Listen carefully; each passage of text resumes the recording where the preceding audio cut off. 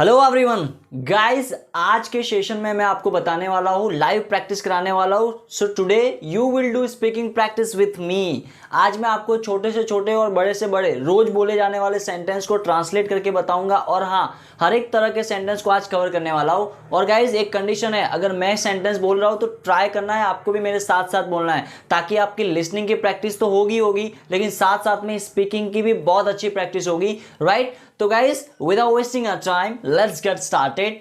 So guys today we are here in English speaking course. सो आज का जो हमारा वीडियो है वो है स्पीकिंग प्रैक्टिस #6 और इंग्लिश स्पीकिंग कोर्स का डे है 66, राइट? तो गाइज आज हम बात करने वाले हैं ऐसे कौन से सेंटेंस हैं जो हम रोज बोलते हैं। तो गाइज अगर मैं आपको रोज बोले जाने वाले सेंटेंस को इंग्लिश में किस तरह से बोला जाता है वो आपको अगर मैं एक्सप्लेन कर देता हूँ, बता देता हूँ, तो गाइज जस्ट थिंक, आपके लिए इंग्लिश बोलना कितना आसान सा हो जाएगा। बिना ग्रामर सीखे, बिना टेंस को पहचाने, everything will be easy to you. So guys let's get started.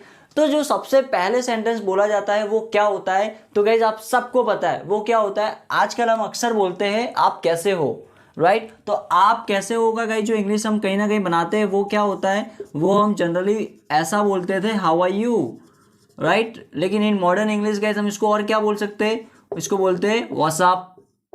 क्या बोलते हैं? व्हाट्सअप। हे व्हाट्सअप, कैसे हो आप? तो आपका आंसर क्या होगा जनरली? तो आपका आंसर होता है आई एम गुड, या फिर हो सकता है क्या, आई एम डूइंग वेल, या फिर हो सकता है आई एम गोइंग गुड, या फिर हो सकता है आई एम फाइन, राइट? तो इस तरह से सेंटेंस बहुत ज़्यादा बोला जाता है। जब भी आप किसी को मिलते हो तो you should speak this sentence like how are you, but instead of speaking how are you, you need to say what's up, right? Okay. दूसरा जो सेंटेंस बहुत ज़्यादा बोला जाता है वो कौन सा होता है? तो वो होता है गाइज, अक्सर मान लो किसी की आइडिया हमको अच्छी लगी है तो हम क्या बोलते हैं? तो हम उसको बोलते हैं साउंड्स ग्रेट। क्या बोलते हैं? साउंड्स ग्रेट या साउंड्स गुड, अंडरस्टूड? और एक्सक्लेमेशन का मार्क आता है। साउंड्स ग्रेट या साउंड्स गुड बोलते हैं। मान लो कोई हमको आइडिया बता रहा है, हमारा फ्रेंड आके या फिर हमारा कोई कलीग आके हमको बोल रहा है कि सर अगर ऐसा करेंगे तो कैसा होगा हमारी कंपनी के लिए, तो हम क्या बोलेंगे? अगर अच्छा लगता है आइडिया, बोलते हैं या साउंड्स ग्रेट, साउंड्स गुड। मतलब आपकी आइडिया अच्छी है, आपने जो बोलते हैं ना, जिस तरह उसको एक्सप्रेस किया है, the way of expressing your ideas is too good and your idea is actual too good. तो राइट गाइज, आपको क्या बोलना है? साउंड्स ग्रेट या गुड, राइट? ओके। अक्सर गाइज मान लो आप अपने फ्रेंड्स के साथ मॉल में जा रहे हो, राइट? और आपका फ्रेंड आपको, मतलब होता है कोई शर्ट, पता है हम ऐसे शर्ट को रख के देखते हैं और फ्रेंड को पूछते हैं, शर्ट को हमारे ऊपर रखते हैं मॉल में, हम पूछते हैं अरे देख देख मुझे ये शर्ट कैसा लग रहा है। तो गाइज इसके लिए बहुत अच्छा है, आप बोलोगे अच्छा लग रहा है, गुड, लुकिंग नाइस। लेकिन आपको अगर बोलना है कि नहीं यार जितना ज़्यादा अच्छा नहीं लग रहा है, तो आप डायरेक्टली ऐसा बोलते हो, ओह इट्स बैड। लेकिन आपको ऐसा नहीं बोलना, आपको क्या बोलना है गाइज, ताकि सामने वाले को भी बुरा ना लगे, तो आपको बोलना है नॉट बैड। क्या बोलना है? Not bad. तो इससे क्या होगा, सामने वाले को नेगेटिव साउंड नहीं जाएगा, आप पॉजिटिव साउंड करोगे, you will sound positive. So not bad but you can try this one also. Okay. अगर मुझे बोलना है हम इंग्लिश बोलेंगे, तो इसका इंग्लिश क्या होगा गाइज? तो इसका इंग्लिश होगा वी विल। हम इंग्लिश बोलेंगे तो we will speak English, we will speak English. Will की जगह पे ऑल्दो आप शैल भी ले सकते हो, लेकिन मैंने वीडियो बनाया हुआ है उसमें बताया हुआ कि विल ले या शैल ले। तो मैंने आपको बताया था in modern English we are avoiding shall, actually most of the time we are using will only in case of future. तो फ्यूचर के केस में हम सिर्फ और सिर्फ क्या ले रहे हैं गाइज? विल ही लेते हैं, शैल को अवॉइड करते हैं। So what we will say actually, then we will say we will speak English. Okay.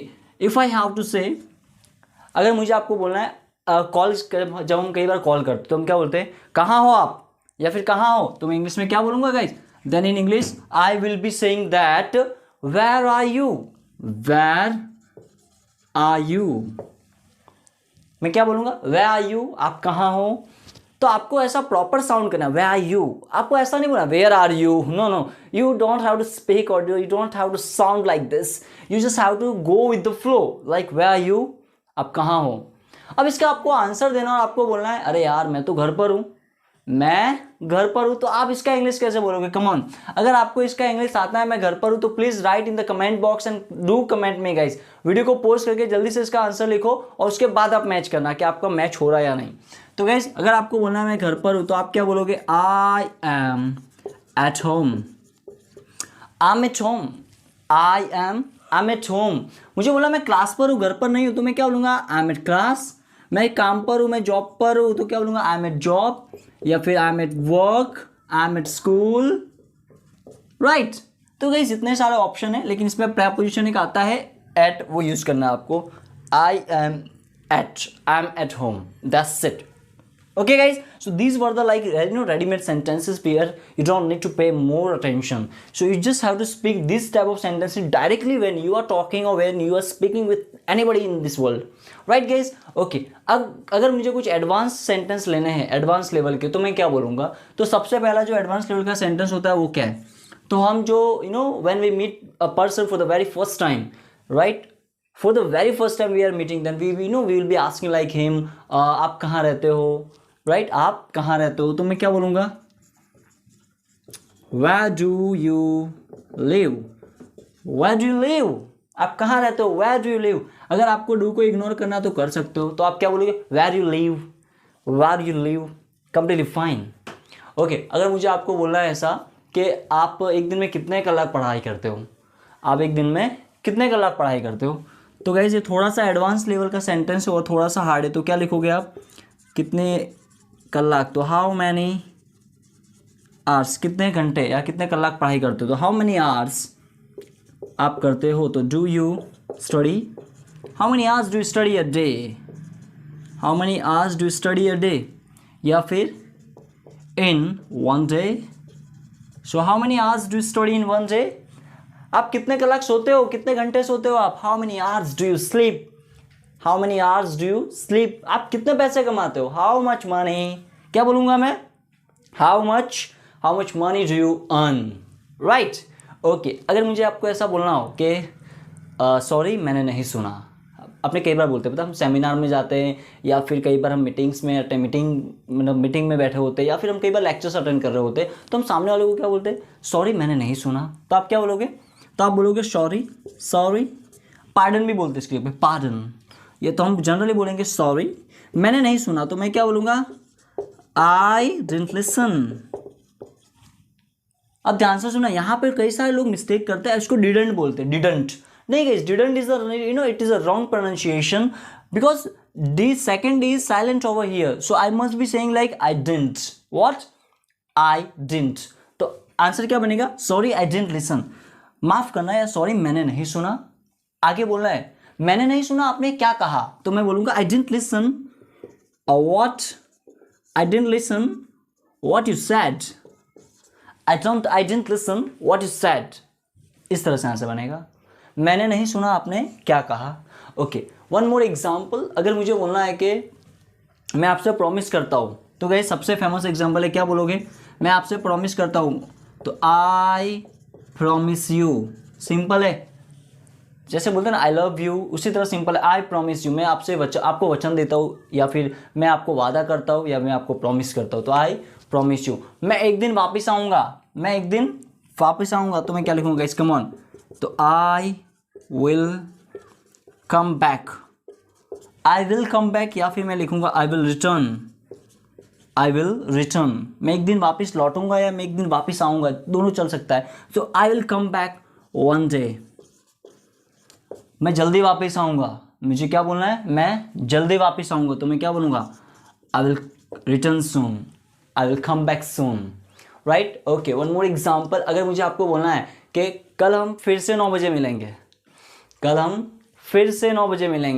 तो मैं क्या बोलूँगा? तो मेरा जो आंसर बनने वाला वो कैसे बनेगा? तो मैं लिखूँगा वी विल मिलेंगे, यानी फ्यूचर है तो विल आएगा, तो वी विल मीट अगेन, फिर से 9 बजे, अगेन एट 9 o'clock टुमारो। क्या लिखूँगा? We will meet again at 9 o'clock tomorrow. कल हम फिर से 9 बजे मिलेंगे, तो we will meet again at 9 o'clock tomorrow. आगे पीछे आप ऑल्दो बोल सकते हो, आप ऐसा कह सकते हो कि we will meet at 9 o'clock tomorrow again, या at 9 o'clock again tomorrow, completely fine. क्यों? क्योंकि जो ETC होता है ना, अदर वर्ड्स होता है, उसको आप इंटरचेंजेबल होते हो, उसको आप आगे पीछे लिख सकते हो, बट सब्जेक्ट, हेल्पिंग वर्ब और जो वर्ब होता है, इन तीनों को साथ में रखना है, बाकी चल सकता है आगे पीछे, राइट। एक और अच्छा सा एग्जांपल लेते हैं। अगर मुझे आपको बोलना है कि, ध्यान से सुनना, अगर मुझे बोलना है आपको कि फॉर एग्जांपल 2 और 2 4 होते हैं, या चलो सब लोग एक जैसे नहीं होते, है ना, सब लोग एक जैसे नहीं होते, तो मैं इंग्लिश में क्या बोलूँगा? All fingers are not same. सब लोग एक जैसे नहीं होते, all fingers are not same. All fingers यानी उंगलियां, सारी उंगलियां समान नहीं होती, all fingers are not same, right.